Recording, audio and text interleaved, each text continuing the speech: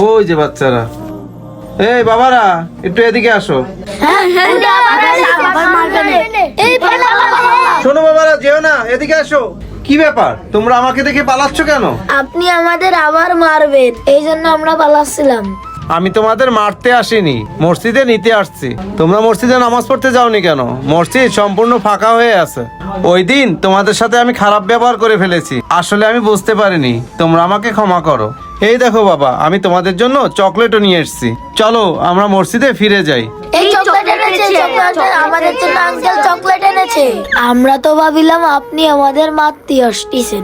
আরে না বাবা, চলো আমরা সবাই মিলে মসজিদে যাই। এখন থেকে সবাই 5 ওয়াক্ত নামাজ পড়তে মসজিদে যাবে। তোমরা যদি মসজিদে না যাও তাহলে মসজিদে যাবে কারা? তোমরাই তো আগামী দিনের মুসল্লি। আচ্ছা আঙ্কেল, আমরা এবার থেকে 5 ওয়াক্ত নামাজ পড়তে যাব ইনশাআল্লাহ। আলহামদুলিল্লাহ বাবা, এই নাও সবাই চকলেট খাও।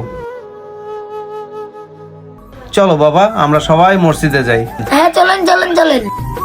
বাচ্চারা মসজিদের সৌন্দর্য, এজন্য বাচ্চারা দুষ্টুমি করলেও বাচ্চাদেরকে কখনো মসজিদ থেকে বের করে দেবেন না।